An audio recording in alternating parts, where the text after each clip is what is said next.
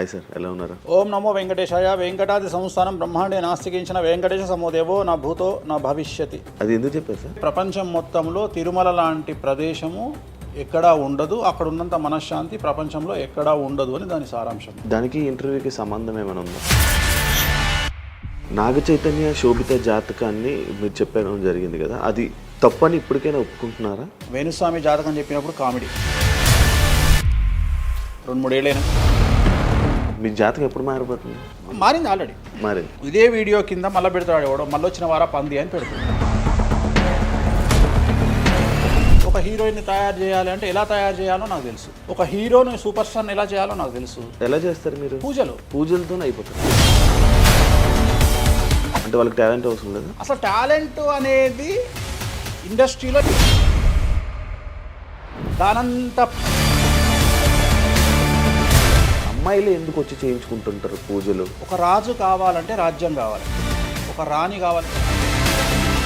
అర్థం కాదు. అమ్మాయిలకు బ్రెయిన్ కంటే కూడా వాళ్ళ సడన్గా ఇప్పుడు సెలబ్రిటీలు అందరూ బెట్టింగ్ యాప్లు ఇరుక్కుంటున్నారు. 2025 సంవత్సరంలో సెలబ్రిటీ అనే ప్రతి ఒక్కడు ఏదో సమస్య ఇరుకుతాడు. అది అల్లు అర్జున్తోనే స్టార్ట్ అయింది. ఇప్పుడు రేపు పొద్దున ఈ 11 మంది కూడా. వేణుస్వామి గారు చేసిన తప్పులకి నలిగిపోతూ ఆయన మీద జరుగుతున్న ట్రోల్స్ తీయించడానికి లక్షలు ఖర్చు పెడుతున్నాడనే పబ్లిక్లో టాక్ అనేది నడుస్తుంది. నేను పిచ్చినా కొడుకున్నా, నేను ఆస్ట్రాలజీలో కానీ బ్రాహ్మణ్ కమ్యూనిటీలో కానీ నేను సన్నీ లియోను. నేను నా బట్టలు నేనే ఇప్పుకుంటా, నేను ఎవరిని ఇప్పనియా. ఒకవేళ నేను అండర్వేర్ ఉంటే అదే అన్న లాగుదామని కూడా వస్తుండే, నేను అది కూడా ఇప్పేసిన. సుప్రీంకోర్టు ఇచ్చిన ఆర్డర్ ప్రకారం నేను వేరే అమ్మాయితో పడుకున్నా. ఆయన లారీ కళ్ళద్దాలు పెట్టుకుంటాడు అని ఒక జ్యోతిష్కుడు నన్ను విమర్శిస్తున్నాడు. అంటే అరే లారీ కళ్ళద్దాలు అది కొనాలంటే ఎంత ఉంటే ఇంకా నువ్వు దాని గురించి మాట్లాడితే నువ్వు ఇక వాడిని కుక్క కంటే హీనంగా నేను చూడాలి తప్ప వాని గురించి. పాన్ ఇండియా ఆస్ట్రాలజీ 100% తప్పేముంది. యుఎస్, దుబాయ్ అవన్నీ వెళ్తున్నారంట. కామాఖ్యలో నాన్ వెజ్ ఉండదు, లిక్కర్ ఉండదు అని చెప్పి పబ్లిసిటీ చేశారు. అక్కడికి వెళ్ళే వాళ్ళు క్షుద్ర పూజలు వీళ్ళు వాళ్ళు వెళ్తుంటారు. శ్రీకాళహస్తిలో రేవంత్ రెడ్డి గారి గురించి మాట్లాడారు కాబట్టి ప్రజెంట్ జనాల్లోని నెగిటివిటీ అని. రేవంత్ రెడ్డి జైలుకు వెళ్ళడానికి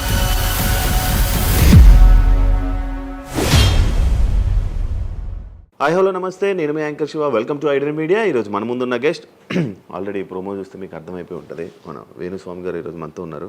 నేను గత 2-3 సంవత్సరాల నుంచి అనుకుంటున్నాను అసలు వేణుస్వామి గారిని కలవాలి, ఒకసారి మనం మాట్లాడాలి, మనం కూడా ఇంటర్వ్యూ చేయాలి, కొన్ని విషయాలు తెలుసుకోవాలి అని నేను చాలాసార్లు ప్రయత్నించాను, బట్ అవ్వలేదు.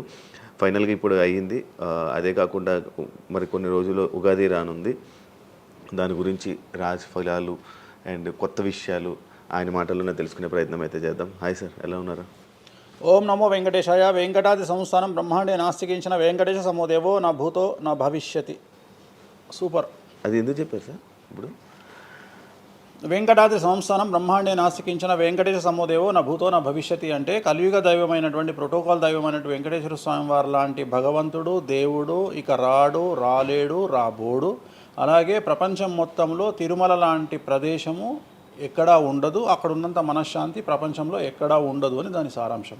దానికి ఇంటర్వ్యూకి సంబంధం ఏమైనా ఉందా? నేను ఫాలో అయ్యేది శ్రీ వెంకటేశ్వర స్వామిని, కామాఖ్య అమ్మవారిని. సో మనం ఏదైతే జనరల్గా మాట్లాడతామో ఆ మాట్లాడే సందర్భంలో ఈ జనరల్గా నాకు ఇప్పటి వరకు గత 20 సంవత్సరాల నుండి ఏ ఇంటర్వ్యూలో కూడా పేపరు పెన్ను ప్రిపేర్ అవ్వడము, పేపర్లు పెన్నులు పెట్టుకొని వచ్చి కూర్చోవడము అలవాట్లేదు.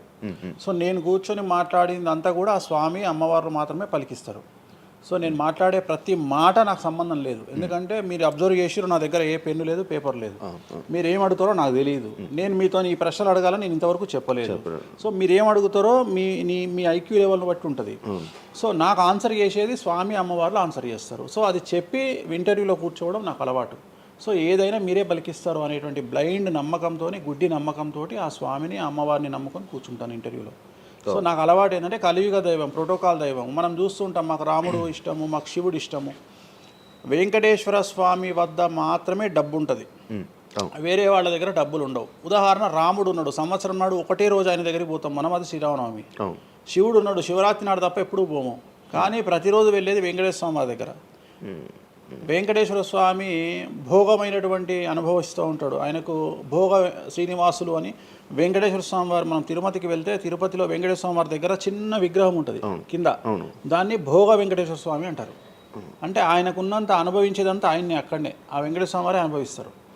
సో అందుకని ఆయనకు అంత లగ్జరీ లైఫ్ ఉంటుంది. సో లక్ష్మి కూడా వెంకటేశ్వర స్వామి వారి దగ్గరనే ఉంటుంది. అంటే మన కలియుగంలో ప్రోటోకాల్ దైవం అంటే వెంకటేశ్వర స్వామి. డబ్బును ఎంజాయ్ చేయాలి, డబ్బు రావాలి, లగ్జరీస్ అంటే వెంకటేశ్వర స్వామి. అందుకనే వెంకటేశ్వర స్వామి వారి మాట తీసుకొని మాత్రమే నేను ఇంటర్వ్యూని స్టార్ట్ చేస్తాను. మీకు డబ్బు రావాలని? ఎవరికి? మీకు. నాకు డబ్బు వచ్చింది ఆల్రెడీ, ఎనఫ్.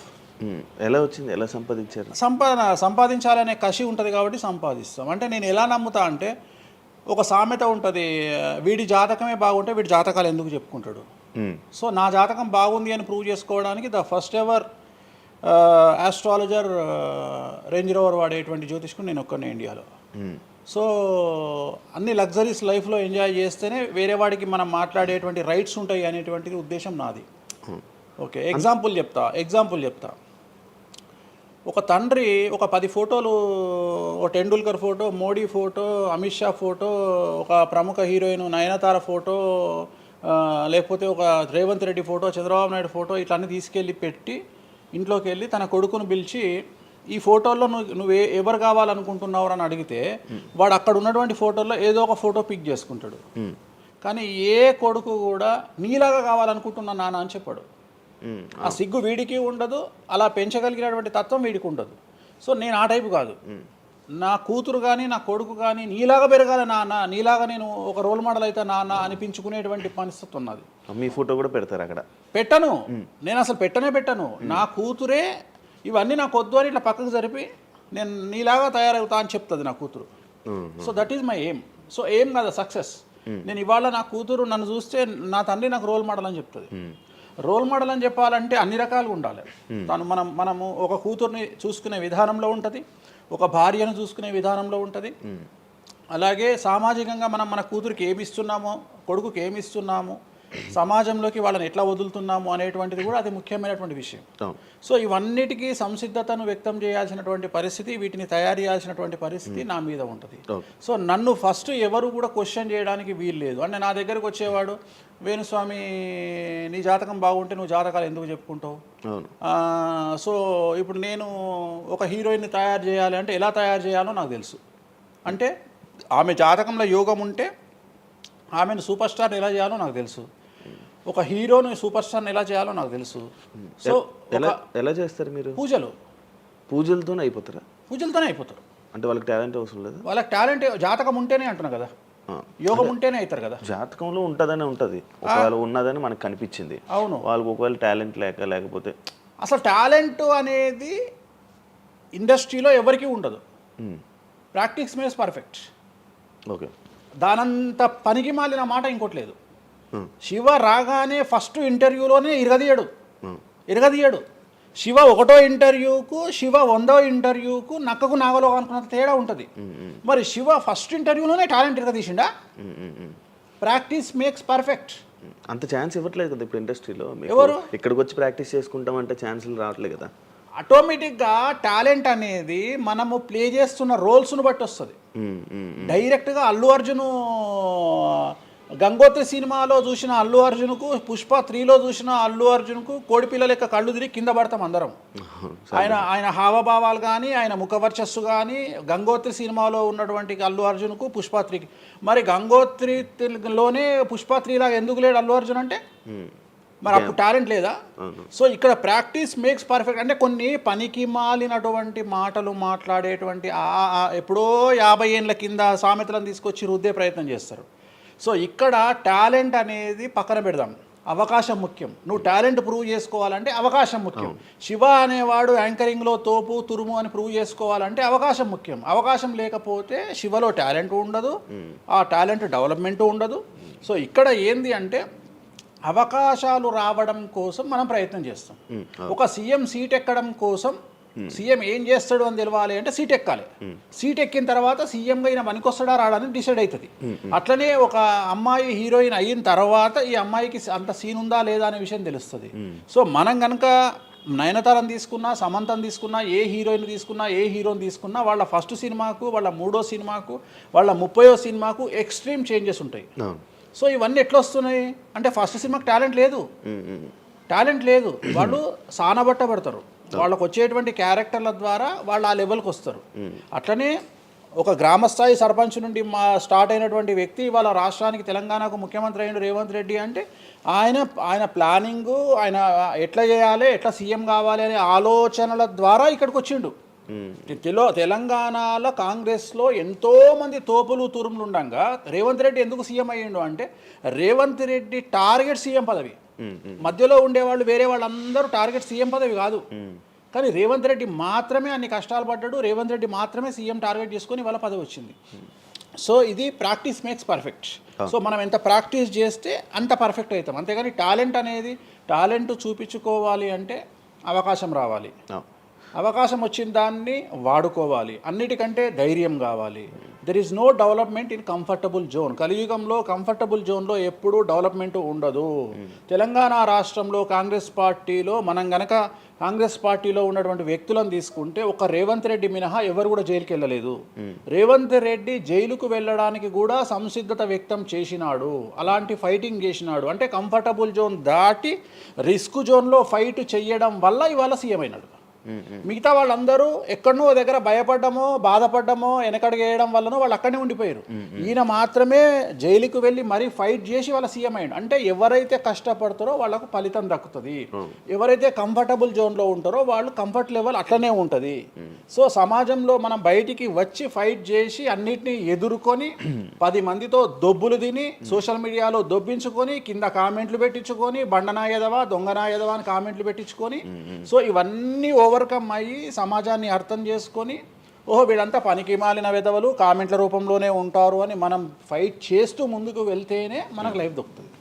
ఇప్పుడు రేవంత్ రెడ్డి గారి గురించి మాట్లాడారు కాబట్టి ప్రజెంట్ జనాల్లోని నెగిటివిటీ నేను ప్రిడిక్షన్స్ని కానీ వేరే వాటి చెప్పట్లా. నేను ఒక మంచి విషయాన్ని తీసుకొని మాత్రమే చెప్తా ఉన్నాను. నేను మంచి విషయాన్ని మాత్రమే తీసుకొని చెప్తాను. వేణుస్వామి గారు ఎప్పుడు అంటే లైక్ ఇందాక మాట్లాడుతున్నట్టు హీరోయిన్లు మనం టాలెంట్ ఉన్న వాళ్ళు చేస్తాం, ఎక్కువ వేణుస్వామి దగ్గర చేసుకున్న యాక్టర్స్ అమ్మాయిలే ఎందుకు వచ్చి చేయించుకుంటుంటారు పూజలు వేణుస్వామి గారి దగ్గర? ఒక రాజు కావాలంటే రాజ్యం కావాలి, ఒక రాణి కావాలంటే రాజు ఉంటే సరిపోతుంది. అర్థం కాలేదా? ఒక వ్యక్తి రాజు కావాలంటే రాజ్యాన్ని సంపాదించాలి. రాజ్యాన్ని సంపాదించాలంటే సగం జీవితం సంక నాకిపోతుంది ఒక వ్యక్తికి. అంటే శివ అనే వ్యక్తి ఒక 100 కోట్ల రూపాయలు సంపాదించాలంటే సగం జీవితం సంక నాకిపోతుంది. అవును, రైట్. కానీ శివను పెళ్లి చేసుకోవడానికి ఒక అమ్మాయికి మ్యాక్సిమం 10 మినిట్స్ చాలు. ఎస్, అంటే శివ నచ్చితే చాలు, శివకు అమ్మాయి నచ్చితే చాలు, పని అయిపోయింది. అంటే 10 నిమిషాల్లో ఆ అమ్మాయి 100 కోట్ల వారసురాలు అయిపోయింది. అలాగే 100 కోట్ల అధిపతి కూడా తనకు దక్కిండు. సో అమ్మాయిల డెవలప్మెంట్ అనేది ఎక్స్ట్రీమ్గా ఉంటుంది. ఉదాహరణ, ఒక ఇంటర్వ్యూకు 10 మంది అమ్మాయిలు 3 అబ్బాయిలు వస్తే ఈ 10 మంది అమ్మాయిల ఇంటర్వ్యూలు అయిపోయినాక వీళ్ళు సెలెక్ట్ కాకపోతే వాడి అదృష్టం మహాసుడిగా ఉంటే వాడు వస్తాడు సీన్లోకి. అంతే తప్ప 99% వీడు ఇక్కడనే కథం అయిపోతారు అమ్మాయిల దగ్గరనే, వాడికి అంత అవకాశం ఉండదు. సో కలియుగం అనేది 2002 తర్వాత షిఫ్ట్ అయింది. ఒకప్పుడు ఆడవాళ్ళకి అవకాశాలు తక్కువ, మగవాళ్ళకి ఎక్కువ. ఇప్పుడు టోటల్ రివర్స్ అయింది. ఏంటంటే 95% అవకాశాలు అమ్మాయిలకే ఉంటాయి, ఒక 5% మాత్రమే అబ్బాయిలకు ఉంటాయి. అందుకే అబ్బాయిలు అందరూ ఇప్పుడు అమ్మాయిలా మారిపోతున్నారు అంటారా? బెస్ట్ కదా. ఇప్పుడు మొత్తం జెండర్ అంతా మారిపోయింది. కారణం ఏంటంటే అమ్మాయిలకు ఉండేటువంటి వెసులుబాటు అబ్బాయిలకు ఉండదు. నేను అదే చెప్తున్నా. ఇప్పుడు మగవాడు కష్టపడి పైకి రావడానికి చాలా టైం తీసుకుంటుంది, ఆడవాళ్ళు పైకి రావడానికి చాలా ఈజీగా పైకి వస్తారు. నేను అనేది ఏంటంటే వాళ్ళ కష్టంతో పాటు వాళ్ళ గ్లామర్ వాళ్ళకు తోడవుతుంది. అవును, ఇప్పుడు మీరు ఏ పాయింట్ చెప్పారో అర్థమైంది. ఇప్పుడు అమ్మాయిలకి ఎలాగో అవకాశాలు ఉన్నాయి కదా, మరి ఆల్రెడీ వాళ్ళకి ఎలాగో అవకాశాలు వస్తాయి కాబట్టి మరి మీరు వాళ్ళని ఎందుకు అమ్మాయిలనే చూడడం? అంటే రాని వాళ్ళకు నేను చూస్తున్నా. ఇప్పుడు వచ్చిన వాళ్ళు నా దగ్గరికి రారు కదా. ఇప్పుడు కరోనా వస్తేనే హాస్పిటల్కి పోతాడు, కానీ కరోనా రాకముందు పండుకోడు కదా హాస్పిటల్లో. సో అట్లనే వేణుస్వామితో పని ఉంటేనే వస్తారు. రెండవది, అమ్మాయిలకు ఉండే వెసులుబాటు ఏంటంటే అబ్బాయిలు కూడా చేసుకుంటారు నా దగ్గర, కానీ అబ్బాయిల డెవలప్మెంట్ అనేది చాలా తక్కువగా ఉంటుంది. ఉదాహరణ, నా దగ్గరికి వచ్చే అమ్మాయిలు ఓన్లీ సినిమా కోసం రారు. చాలామందికి తెలియదు ఈ విషయం. అంటే చాలామంది ఏమనుకుంటారంటే వేణుస్వామి దగ్గరికి వచ్చే అమ్మాయిలు సినిమా కోసమే వస్తారు, రారు. నా దగ్గరికి వచ్చే అమ్మాయిలు ఒక రాజకీయ నాయకురాలిగా వక్తగా కావాలని వస్తారు. సో పొలిటీషియన్ కావాలని వస్తారు. అన్నిటికంటే ఎంటర్ప్రెన్యూర్ కావాలని వస్తారు. ఒక బోటికో లేకపోతే ఒక గోల్డ్ షాపో ఏదో పెట్టుకొని బిజినెస్ కోసం వస్తారు. సో నా దగ్గరకు వచ్చేటువంటి వాళ్ళల్లో 10 మందిలో ఒకళ్ళు ఇద్దరు సినిమా ఇండస్ట్రీకి సంబంధించిన వాళ్ళు వస్తారు. 8 మంది వేరే వేరే వేరే వేరే వ్యాపారాలకు సంబంధించి చాలా ఉన్నాయి. ఇప్పుడు లైసెన్సింగ్ చేసేవాళ్ళు ఉన్నారు, చాలామంది తెలియదు. ఇప్పుడు ఢిల్లీలో లైసెన్సింగ్ చేసేవాళ్ళు 100 మంది అమ్మాయిలు ఉన్నారు నాకు తెలిసిన వాళ్ళు. అంటే పెద్ద పెద్ద కాంట్రాక్ట్లు ఇప్పించేవాళ్ళు, పెద్ద పెద్ద వాళ్ళు. సో అలాంటి వాళ్ళు నా దగ్గరికి ఎక్కువగా వస్తారు. అంటే నా దగ్గరికి వచ్చేవాళ్ళు ఈ ఉద్యోగాలు చేసుకునే వాళ్ళు, ఇలాంటి వాళ్ళు రారు. నేనేమంటానంటే job is a biggest scam in the world. ప్రపంచంలో ఉద్యోగం అనేది అతిపెద్ద స్కామ్. సో దాన్ని ఇప్పుడు ఒక కోతి ఉంది, ఆ కోతికి మీరు డజన్ అట్టిపళ్ళు ఇవ్వండి, ఒక 2000 రూపాయలు ఇవ్వండి, అది డజన్ అట్టిపళ్ళే తీసుకుంటుంది. కానీ ఈ 2000 రూపాయలతోటి నేను ఒక 10 గెలలు కొనుక్కుంటాననే నాలెడ్జ్ దానికి లేదు. అంటే ఒక రకంగా జాబ్ అనేది ఇచ్చి ఆ వ్యక్తిని మనం మోసం చేయడం. సో జాబ్కి అలవాటు అయిపోయిన వాడు కంఫర్టబుల్ జోన్లోకి వెళ్ళిపోతాడు. సో నేనేం చెప్తా అంటే ఆ జాబు నుండి మనమే 100 జాబులు ఇచ్చే స్థాయికి ఎదగాలి అనే కసి ఉండి అక్కడికి వెళ్ళాలి. ఆ కసి ఉంటేనే పని లేదు. కలియుగంలో కష్టపడి అనే మాట మాట్లాడితే దానంత దరిద్రం ఇంకోటి లేదు. ప్రపంచంలో అతి పెద్దగా ఎక్కువగా కష్టపడేది గాడిది. అది ఈ పాటికి ఎక్కడో ఉండాలి, అది లేదు. రైట్. సో మనం కష్టపడడం కాదు, బ్రెయిన్తో పని చేయాలి. కష్టంతో పాటు బుర్ర ఉండాలి. కష్టం అనేది పనిచేయదు. నేను ఏమంటున్నానంటే ఈ ప్రపంచంలో బాగా కష్టపడేటువంటి మనిషి డ్రైనేజీలోకి దిగి పనిచేసేటువంటి సేవకుడు. సో ఆయన పడే కష్టానికి పర్ డే 10 లక్షలు ఇచ్చినా తక్కువనే. కానీ మనం ఆయనకి అట్లా ఇవ్వట్లా. అంటే ఇక్కడ బ్రెయిన్తో పనిచేసే వాడికే డబ్బు మిగులుతుంది. నేను మాట్లాడేది బ్రెయిన్తో. కానీ అమ్మాయిలకు బ్రెయిన్ కంటే కూడా వాళ్ళ అందముతో పనిచేస్తే డబ్బులు దొరుకుతాయి. ఇప్పుడు వాళ్ళ ఇప్పుడు మనం ఉన్నాం, నువ్వో నేను ఒక ఇన్స్టాగ్రామ్లో పోస్ట్ పెడితే ఎవరు చూడు. అదే ఒక అమ్మాయి పెడితే 2 మిలియన్లు వెళ్ళిపోతుంది. ఇప్పుడు అదే కదా జరిగేది. ఇప్పుడు బెట్టింగ్ యాప్స్లోకి వీళ్ళు ఎందుకు వచ్చారు అంటే వాళ్ళను ట్రాప్ చేసేవాడు కూడా ఈ అమ్మాయిలకు 2 మిలియన్ల ఫాలోవర్స్ ఉన్నారు, కనీసం మిలియన్కు రీచ్ అవుతుంది వీళ్ళ వీడియో అనే ఉద్దేశంతో పెట్టిస్తున్నాడు. సో పెట్టడం ఎందుకు ఏంటి అనవసరం పక్కన పెడితే వాళ్ళకుండే క్రేజ్, అమ్మాయిలకు ఉండే క్రేజ్ అలాంటిది. నేను అదే చెప్తున్నా, ఆ క్రేజ్ అమ్మాయిలకు చాలా ఈజీగా వస్తుంది. ఎందుకంటే గ్లామర్గా ఉండే అమ్మాయిలు చాలా ఈజీగా జనాల్లోకి వెళ్ళిపోతారు. సో చాలా వాళ్ళకు ఉండే అవకాశాలు చాలా ఎక్కువ. ఇప్పుడు రీసెంట్ మీరు బెట్టింగ్ యాప్ ఇన్ని రోజులు లేని బెట్టింగ్ యాప్, అంటే గత 2 సంవత్సరాల నుంచి ఫైట్ చేస్తున్నారు బెట్టింగ్ యాప్ల గురించి. వీళ్ళు సడన్గా ఇప్పుడు సెలబ్రిటీలు అందరూ బెట్టింగ్ యాప్లు ఇరుక్కుంటున్నారు. సెలబ్రిటీలే కాదు, 2025 సంవత్సరంలో సెలబ్రిటీ అనే ప్రతి ఒక్కడు ఏదో సమస్య ఇరుకుతాడు. అది అల్లు అర్జున్తోనే స్టార్ట్ అయింది. సో జాతకంలో అల్లు అర్జున్ యోగంలో 6వ ఇంట్లో శని, అల్లు అర్జున్ది కన్యారాశి. కన్యారాశి 6వ ఇంట్లో శనిలో ఉండగా అల్లు అర్జున్ జైలుకి వెళ్ళాడు. సో దానివల్ల ఆయనకు వెంట్రుక ముక్కతో సమానం. ఎందుకంటే తెల్లారు వచ్చి ఆయన టిఫిన్ చేస్తే ఆపలేరు, ఆయన టూర్కు పోతే ఆపలేరు, ఆయన రేపు పొద్దున పుష్ప 3కి 3000 కోట్లు వసూలు చేస్తుంది, దాన్ని ఎవడు ఆపలేడు. అంటే ఒక వ్యక్తిని జైలుకు పోయి ఇచ్చినంత మాత్రం ఎవడు ఆపలేడు. మహా అంటే బెయిల్ తీసుకొని బయటకు వస్తాం. ఇప్పుడు రేపు పొద్దున ఈ 11 మంది కూడా సరే జైలుకు పోతారా పోరా, అంత తీవ్రమైన నేరమా నాకు ఐడియా లేదు. సో వాళ్ళు పోయినా మళ్ళీ 10వ రోజు వచ్చి మళ్ళీ 11 నాడు వాళ్ళు మళ్ళీ స్టేటస్ పెట్టుకుంటారు. దానివల్ల పెద్ద ఒక కొంపల మునిగేది ఏం లేదు. కాకపోతే ఇక్కడ జాతక రీత్యా ఎందుకే ఇప్పుడు జరుగుతుంది అంటే, ఎందుకు జరుగుతుంది అంటే ఎవరి జాతకంలోనైతే ఆ ప్రత్యేకమైనటువంటి టైమింగ్ వస్తుందో ఆ టైమింగ్లో ఉండేవాళ్ళు జైలుకు వెళ్ళడమో, సమస్యల పాలవడమో, మీడియాకి ఎక్కడమో. ఇప్పుడు అందరూ మీడియాకి ఎక్కిన అందరు జైలుకి వెళ్ళరు. సో ఇంకోటి ఏంటంటే, ఇప్పుడు ఒకప్పుడు జైలు అంటే భయము, ఇప్పుడు జైలు అనేది క్వాలిఫికేషన్. అంటే జనరల్గా ఇప్పుడు పొలిటీషియన్ అయితే జైలుకు పోగానే సీఎం అవుతారా అనే నమ్మకం వచ్చింది అందరికీ. అట్లనే కొన్ని నమ్మకాలు వచ్చినాయి. ఇప్పుడు అల్లు అర్జున్ పోయి వచ్చాడు, ఏమైంది? సో అదే సినిమా ఇంకా ఆయన అనుకున్న దానికంటే ఇంకా కొద్దిగా ఎక్కువ డబ్బులు వసూలు చేసింది. సో ఇప్పుడు వీళ్ళు కూడా అంతే. కాకపోతే జాతకాల్లో చూసుకోవాల్సింది ఎందుకు ఇట్లాంటివి జరుగుతాయంటే, అష్టమ శని, అంటే 8వ ఇంట్లో శని వచ్చినప్పుడు, 6వ ఇంట్లో శని వచ్చినప్పుడు, 12వ ఇంట్లో శని వచ్చినప్పుడు, 1వ ఇంట్లో శని వచ్చినప్పుడు, 6వ ఇంట్లో గురువు వచ్చినప్పుడు, 12వ ఇంట్లో గురువు వచ్చినప్పుడు ఇలాంటి సంఘటనలు వ్యక్తిగతమైన జీవితంలో జరిగే అవకాశాలు ఉంటాయి. ఇప్పుడు ఏదైతే కన్యా రాశికి ఈ నెల 30 వరకు బ్యాడ్ ఉందో అది తులారాశికి షిఫ్ట్ అవుతుంది 1వ తారీఖు నుండి. అంటే ఏప్రిల్ 1వ తేదీ నుండి రాబోయే 2.5 సంవత్సరాల పాటు తులారాశి సెలబ్రిటీలు ఎవరైతే ఉంటారో వాళ్లకు సేమ్ సంచలనాలు, జైలుకు వెళ్ళడాలు ఇలాంటి సమస్యలు అనేటువంటివి రాబోతున్నాయి. వేణుస్వామి గారు చేసిన తప్పులకి నలిగిపోతూ ఆయన మీద జరుగుతున్న ట్రోల్స్ తీయించడానికి లక్షలు ఖర్చు పెడుతున్నాడనే పబ్లిక్లో టాక్ అనేది నడుస్తుంది. అది ఎంతవరకు నిజం? అసలు పట్టించుకొని అవి ఎంజాయ్. ట్రోల్స్ని ఎంజాయ్ చేస్తారా? ట్రోల్స్ని ఎంజాయ్ చేస్తాను నేను. ట్రోల్స్ని ఎంజాయ్ చేస్తాను నేను. ఎందుకు అంటే నేను నమ్మేది ఏంటంటే any publicity is good publicity అని నమ్మే వ్యక్తిని నేను. Bad or good publicity. నాకు నేను అనే పాయింట్ ఏంటంటే ఒక అంబానీ ఫ్యామిలీ పెళ్లిళ్ళు చేసుకున్నారు, 5,000 కోట్లు ఖర్చు పెట్టి పెళ్లిళ్ళు చేసుకోవడానికి ప్రధానమైన కారణం ఏంది? పబ్లిసిటీ పిచ్చి. వేణుస్వామికి 500 కోట్ల పబ్లిసిటీ ఫ్రీకి వచ్చినప్పుడు ఎందుకు వద్దంటాడు? పిచ్చినా కొడుక వేణుస్వామి అన్న కాదు కదా. ఒక ప్రైమ్ టైంలో 7 గంటలకు నేను ఒక ఛానల్లో అరగంట షో కొనాలంటే నాకు కనీసం ₹1,00,000 అవుతుంది. నేను పిచ్చినా కొడుకునా? నాకు వచ్చే పబ్లిసిటీ ఎంత ఎక్స్ట్రీమ్ పబ్లిసిటీ వస్తుంది. నేను ఎప్పుడు బాధపడతా? నా లైఫ్ డిస్టర్బ్ అయినప్పుడు బాధపడతా, నా ఫైనాన్షియల్ రూట్ ఆగిపోయినప్పుడు బాధపడతా. ఇప్పుడు నేను 12వ సంవత్సరంలో సినిమా ఇండస్ట్రీకి వచ్చిన. నా కమాండింగే మీడియా, నా కమాండింగే సినిమా ఇండస్ట్రీ, నా కమాండింగే పొలిటికల్, నా commanding all aspects of life. అలాంటి నేను నా జాతకాన్ని అంటే ఏం తెలియకుండానే బ్లైండ్గా వచ్చి మీడియా ముందర మాట్లాడేసి దొబ్బులు తిని వెళ్ళిపోదాం అనుకుంటున్నా? అంటే నాకంటూ కొన్ని క్లారిఫికేషన్స్ ఉంటాయి కదా.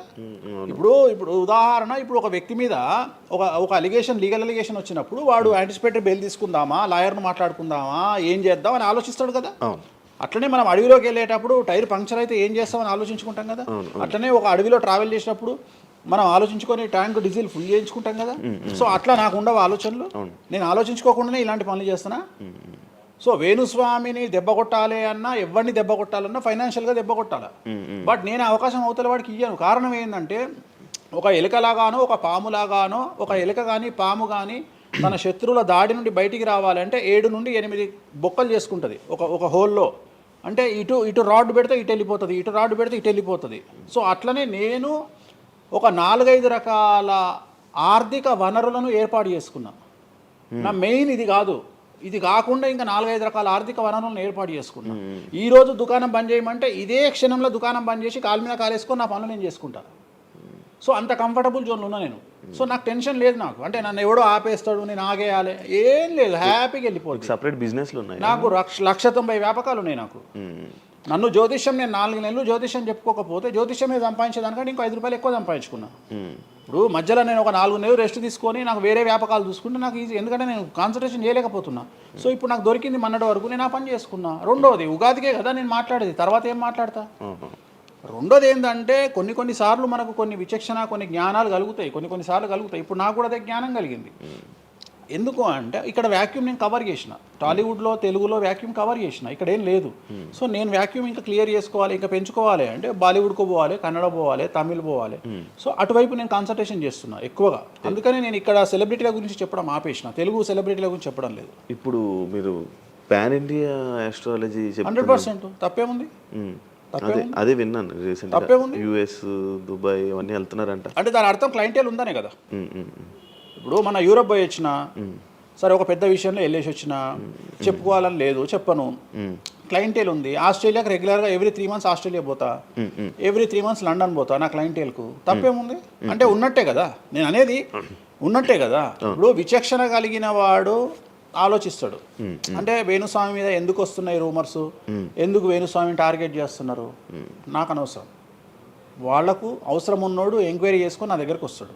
నేను ఇంకోటి అందరికి ఒకటే చెప్తా, నా పాజిటివ్ వీడియోల కంటే నా నెగిటివ్ వీడియోలే చూడండి. ఫస్ట్ జనాలు నన్ను ఎక్కిన వీడియోలు చూడండి, నన్ను దొబ్బిన వీడియోలు చూడండి, నా గురించి నెగిటివ్గా పెట్టిన వీడియోలు చూడండి.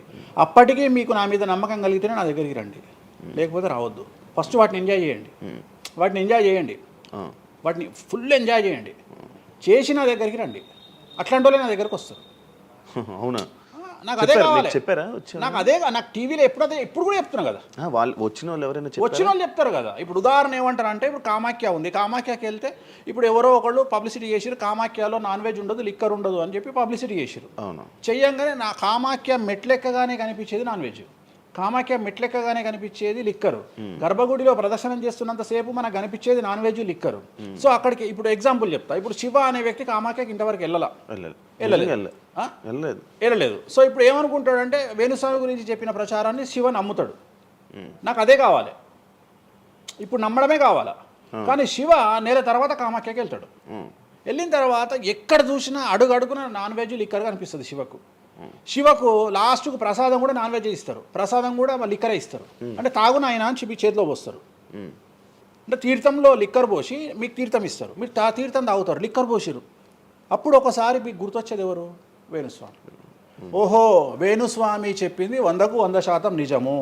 అంటే మనం మూర్ఖులము, ఇన్ని రోజులు నమ్మింది, మనం తప్పు చేసినాం వేణుస్వామి విషయంలో అని. అక్కడికి వెళ్ళే వాళ్ళు క్షుద్ర పూజలు వీళ్ళు వాళ్ళు వెళ్తుంటారు. అసలు క్షుద్రం అంటే ఏంది? క్షుద్ర పూజలు శ్మశానంలో చేస్తారు. ఇవి వామాచార పూజలు. మందులలో, అలోపతి మందుల్లో రెగ్యులర్ మందులు స్టిరాయిడ్స్ లాగా, స్టిరాయిడ్స్ అనేవి ఇవి. సో నాలెడ్జ్ లేకపోతే నిమ్మకాయలు పెట్టిన ప్రతి చోట క్షుద్ర పూజ అంటే, శ్రీకాళహస్తిలో నిమ్మకాయలతోనే పూజ చేస్తారు. క్షుద్ర పూజ నాది అంటే వేణుస్వామి పూజలు చేయడం క్షుద్ర పూజలు, వామాచార పూజలు. వామాచార పూజలు నేను అనేది ఏంటంటే, నేను ఇప్పుడు ఇందాక అదే చెప్పిన, అనేవాడు ఫిల్టర్ లేకుండా ఎన్నన్నా అనుకొని, ఒకవేళ అట్లా అనుకుంటే వేణుస్వామి క్షుద్ర పూజలు చేస్తే సోషల్ మీడియాలో ఎందుకు పెట్టుకుంటాడు? నా లైఫ్లో నేను చెప్పేది ఒకటే, నేను ఆస్ట్రాలజీలో కానీ బ్రాహ్మణ్ కమ్యూనిటీలో కానీ నేను సన్నీ లియోను. నేను నా బట్టలు నేనే ఇప్పుకుంటా, నేను ఎవ్వరిని ఇప్పనియా, నా బట్టలు నేనే ఇప్పుకుంటా. నేను దొంగతనంగా ఇవాళ వరకు పూజ చేసినా, దొంగతనంగా చెయ్యలేదు. పైన పూజ అవుతుంది, మీరు కెమెరా తీసుకొని పోయి పెట్టుకోండి. నాన్ వెజ్ పెట్టిర్రు, లిక్కర్ పెట్టిర్రు, పైన పూజ అవుతుంది. సో మీ ఇష్టం వచ్చినవి తీసుకోండి. నేను శాస్త్రానికి విరుద్ధంగా చేస్తే అమ్మవారు నన్ను సర్వనాశనం చేస్తుంది. నాకెవడన్నా అడ్డొచ్చి అనవసరంగా అమ్మవారిని బద్నాం చేస్తే వాడు సర్వనాశనం అవుతాడు. Simple logic. ఇంట్లో పెద్ద ఏం లేదు, ఇంట్లో నేను పెద్ద గొప్పగా చెప్పుకునేదే లేదు. వామాచారాన్ని క్షుద్ర పూజలుగా భావించి మాట్లాడుకుంటే మీ కర్మ. ఇంకోటి, నేను ఎందుకు లైవ్లో పెడతా పూజలన్నీ? ఎందుకు పెడుతున్నా అంటే, నేను చేసేటి సక్రమమైనటువంటివి కాబట్టే పెడుతున్నా. ఇంకోటి, ఎక్స్ప్లోర్ చేసేవాడికి తెలుస్తాయి ఇవన్నీ. కామాఖ్య పోవాలంటే పోయేటప్పుడు 15,000, వచ్చేటప్పుడు 15,000, 30,000 రూపాయల ఫ్లైట్ టికెట్ ఎక్కి పోవాలి. ఒకప్పుడు 4,000 రూపాయల ఫ్లైట్ టికెట్ ఉంది వేణుస్వామి ప్రచారం చేయక ముందుకు. వారానికి ఒక్క ఫ్లైట్ ఉండే గౌహతికి. ఇవాళ ప్రతిరోజు పోవడానికి 3 ఫ్లైట్లు, రిటర్న్ రావడానికి 4 ఫ్లైట్లు వేణుస్వామి వల్ల ఏర్పడ్డాయి. ఇవాళ తెలుగు, మీరు కామాఖ్య టెంపుల్కి వెళ్తే ప్రతి 10 మందిలో 5 తెలుగు వాళ్ళే ఉంటారు, కర్ణాటక వాళ్ళు ఉంటారు, తమిళ వాళ్ళు ఉంటారు. సో ఇంత స్ప్రెడ్ అయింది కామాఖ్య. సో రెండవది, తెలియకుండా మాట్లాడే వాళ్ళ గురించి నేను మాట్లాడా, ఎక్స్ప్లోర్ చేసి మాట్లాడే వాళ్ళ గురించి నేను మాట్లాడతాను. మీరు కామాఖ్యకి వెళ్తే ఇప్పుడు గోవాలో ఏముంటుంది? ఉంటుంది. ఉదాహరణ, బ్యాంకాక్ అనగానే ప్రతి నా కొడుకు మాట్లాడేది ఏంది? మసాజ్. హైదరాబాద్ కంటే గొప్పగా ఉంటుందా బ్యాంకాక్? నాకు తెలియదు. ఇండియా కంటే గొప్పగా ఉంటుందా బ్యాంకాక్? మరి ఇప్పుడు అట్లాంటప్పుడు ఆడవాళ్ళు ఎందుకు పోతున్నారు? ఇప్పుడు బ్యాంకాక్ ఆడవాళ్ళు విపరీతంగా పోతున్నారు. అంటే బ్యాంకాక్ లో మసాజ్ కాకుండా బీచెస్, వైట్ శాండ్ బీచెస్ చాలా ఫేమస్, ఫ్రూట్స్ ఫేమస్, చెట్లు ఫేమస్, ఎంటర్టైన్ చేసే ప్లేసెస్ చాలా. అంటే మూర్ఖులు, నాలెడ్జ్ లేనోళ్ళు బ్యాంకాక్ గురించి తప్పుగా మాట్లాడతారు. అట్లనే మన దగ్గర పెద్దాపురం ఉంది. పెద్దాపురం గురించి అదేనా ఇక దాని అర్థం? పెద్దాపురంలో బుట్ట భోజనం చాలా ఫేమస్. నేను ఎక్కడికి వెళ్ళిపోయాను. పెద్దాపురం అని ఉంది, బుట్ట భోజనం ఉంది. పెద్దాపురంలో బుట్ట భోజనం నాకు ఇష్టము, కొంతమందికి వేరే ఇష్టం. అంటే నేను అనేది ఏంటంటే, మీ ఇష్టం వచ్చినట్టు. ఇప్పుడు చిలకలూరుపేట అని పేరు, అంత మాత్రం తప్పు పడతామా? అంటే మూర్ఖపు వేదవాళ్ళు మాట్లాడే మాటలకు నేను తీసుకోవాల్సినటువంటి పని నాకు లేదు. రెండవది, కాదేది విమర్శకు అనర్హం. అంటే వేణుస్వామి దగ్గర విషయం ఉంది, వేణుస్వామి సెలబ్రిటీ కంటెంటు, లేదా వేణుస్వామిని ట్రోల్ చేసినా, వేణుస్వామిని తిట్టినా, వేణుస్వామి గురించి సబ్జెక్టు పెట్టినా, కనీసం మనకు ఒక వీడియోతోని ఒక 5 జీతాలు వెళ్తాయి అనేటువంటి నమ్మేటువంటి ప్రజల గురించి నేను మాట్లాడను. ఎందుకంటే నా వల్ల వాళ్ళ జీతాలు వెళ్తున్నప్పుడు నేను సంతోషపడతా. నా వల్ల జీతాలు వెళ్తున్నప్పుడు నేను ఎంత తిడితే నాకు అంత ఆనందం. ఎందుకంటే వేణుస్వామి మంచోడు అని చెబితే ఎవడు చూడడు. వేణుస్వామిని తిడితే 5 లక్షలు చూస్తారు. 5 లక్షలు అంటే కనీసం 30,000 రూపాయలు. అంటే నాకు తెలియదు సరిగా, ఒక జీతం వెళ్ళిపోతుంది కదా. సో నేను అనే పాయింట్ ఏంటంటే, నన్ను తిడితే నేను అసలు బాధపడను, నన్ను తిడితే నేను సంతోషపడతా. కారణం ఏంటంటే, అట్లీస్ట్ ఆ వీడియోతోని నన్ను ఒక 1000 మంది అన్న గుర్తుపడతారు. ఇప్పుడు ఆస్ట్రాలజీ పరంగా నాకు ఉండే గుర్తింపు నాకు ఉంది, నేను కాదనను. కానీ ఇంకా నా గుర్తింపు నేను పెంచుకోవాలంటే ఎట్లా పెంచుకుంటా, నాతో అయిపోయింది. ఇంతకంటే నేను ఏం చేయలేను. ఇక నేను మ్యాక్సిమం చేసేసిన ఆస్ట్రాలజీలో. ఇప్పుడు వేణుస్వామి అంటే సౌత్ ఇండియాలో వేణుస్వామి అనగానే ఆస్ట్రాలజీ పేరు వస్తుంది, ఆస్ట్రాలజీ అనగానే వేణుస్వామి వస్తుంది. ఎవడు అవునన్నా కాదన్నా నేనే మార్గదర్శకం, దీంట్లో అనుమానమే లేదు. కానీ ఇంతకంటే నాకు ఇంకేదో కావాలి అంటే నేను డబ్బులు, ఇప్పుడు మీరు నా దగ్గరకు వచ్చిర్రు, ఎక్కడైనా నా నేమ్ ప్లేట్ మీరు చూసిరా? చూడలేదు. నా ఫోటో కనిపిస్తుందా మీకు నా ఆఫీస్లో? లేదు. అది నా రేంజ్, అది నా రేంజ్. నాకు విజిటింగ్ కార్డు ఉండదు, నాకు విజిటింగ్ కార్డు ఉండదు, నాకు నేమ్ ప్లేట్ ఉండదు, నాకు నా ఫోటో ఉండదు ఎక్కడ. అమ్మవారి ఫోటోలు, వెంకటేశ్వర ఫోటోలు తప్ప నా పర్సనల్ ఫోటోలు నేను ఎక్కడ పెట్టుకోను. మీరు నన్ను వేణుస్వామి కాదు ఎల్లయ్య అన్న నేను యాక్సెప్ట్ చేస్తాను. ఒకవేళ ఒక రోజు యాంకరింగ్లో ఒక ఆమె ఏం చేసిందంటే, అమ్మాయి ఇంటర్వ్యూ చేయబోతూ వేణుస్వామి కాకుండా ఏదో కొత్త పేరు చెప్పింది, కొత్త పేరు చెప్పి భయపడ్డది. అంటే నేను ఫ్లోలో చెప్పేసి భయపడ్డది. స్వామి తప్పు చెప్పినా అంటే నీ ఇష్టం వచ్చిన పేరు చెప్పుకోపో అన్న. జనాలకైతే నేను వేణుస్వామి అని తెలుసు కదా. ఇప్పుడు వేణుస్వామి బొమ్మేసి పుల్లయ్య అంటే అయితే వేణుస్వామి అనుకుంటారు కదా జనాలు. నేను అనేది అది. సో నాకు ఎంత విమర్శ చేస్తే ఐఎమ్ ఫీల్ హ్యాపీ. అంటే మీ గురించి మీరు అంత క్రియేట్ జనాల్లో అందరికీ తెలుసు, అంత ఉంది ఆల్రెడీ. నేను మౌత్ పబ్లిసిటీని నమ్ముతా. మౌత్. రెండవది సింపుల్ లాజిక్. తెలుగు జనాలు అంత పిచ్చోళ్ళ, ఎక్కడ ఎవరి గురించి నెగిటివ్ పడుతుంది, ఏం పడుతుంది, ఎందుకు పడుతుంది, దీని వెనకాల ఏం జరుగుతుంది అని ఆలోచించలేనంత చవటలో అని నేను అనుకోను. ప్రతి యాడ్ను క్షుణ్ణంగా పరిశీలిస్తారు, ప్రతి టీవీలో టెలికాస్ట్ అయ్యే ప్రతిదీ క్షుణ్ణంగా పరిశీలిస్తారు, దీని వెనక వీళ్ళ మోటో ఏంది అనేది కూడా ఆలోచిస్తారు. సో చాలా సింపుల్గా అనలైజ్ చేస్తారు. సో అంత మాత్రాన నాకు వచ్చేదేముంది, జనాలు ఒకటి నన్ను విమర్శించేవాడికి లేదా నన్ను శత్రువుగా భావించేవాడు ఆ 2 రోజులు మంది ఎక్కువ తాగుతాడు, 2 పెగ్గులు, అంతకుమించి వాడు వీకేది ఏం లేదు. రెగ్యులర్గా తాగే మందు కంటే 2 పెగ్గులు ఎక్కువ తాగుతాడు, 2 ముక్కలు ఎక్కువ తింటాడు, ఎందుకంటే అబ్బా వేణుస్వామికి ఏదో అయిపోయింది అని. కానీ అంతకుమించి జరిగేది ఏముంటుంది, వేణుస్వామి మర్డర్ చేసినా, మానభంగం చేసినా రాజ్యాంగానికి అతీతంగా లోపలికి పోతాడు. అది కాకుండా 19(1) ప్రకారమే ఎవరికైతే జనాలకు స్వేచ్ఛ మాట్లాడే హక్కు ఉందో దాన్ని బేస్ చేసుకుని వేణుస్వామి మాట్లాడతాడు తప్ప వేణుస్వామి రాజ్యాంగాన్ని మీరి ప్రవర్తించేటువంటి పరిస్థితి లేదు. రాజ్యాంగానికి లోబడి ప్రవర్తిస్తాడు. సో ఆర్టికల్ స్పీచ్ 19(1) ప్రకారమే మాట్లాడతాడు. దీంట్లో ఎటువంటి సమస్యలు లేదు. నా వృత్తి ఆస్ట్రాలజీ, సో పర్ఫెక్ట్గా మాట్లాడుకుంటా. కానీ నా గురించి నెగిటివ్గా మాట్లాడే వాళ్ళు ఎప్పుడు కూడా నా శ్రేయోభిలాషలే, ఎందుకంటే వాళ్ళు నా స్థాయిని పెంచుతూ ఉన్నారు కాబట్టి నేను వాళ్ళని ఎప్పుడూ శత్రువులుగా భావించను. వేణుస్వామి గారితో డేంజర్ అంటే మిగతా కొంతమంది బ్రాహ్మణ లైక్ పంతులు కానీ వీళ్ళు కానీ చెప్పేది ఇది, వేణుస్వామి గారి డేంజరు ఆయన్ని ఒకవేళ ఏమైనా అంటే మళ్ళీ ఆయన పూజలు చేసి మనం నాశనం అయిపోయేలా ఇది కూడా ఆయన చేయగలడు, పవర్స్ ఉన్నాయి. నమ్ముతున్నట్టే కదా, అంటే నాకు వర్తుందనే కదా. అలా అర్థం కాదు, వర్తున్నట్టే కదా. ఇప్పుడు వర్త్ లేకపోతే ఫీల్ కావాలి, భయపడుతున్నారంటే నమ్ముతున్నట్టే కదా. సబ్జెక్ట్ ఉందని నమ్ముతున్నారు కదా. ఓకే ఓకే, పవర్స్ ఉన్నాయి, పవర్స్ నమ్ముతున్నారంటే సబ్జెక్టే కదా. అది తప్పేం లేదే దాంట్లో, దాని తప్పేం లేదు కదా.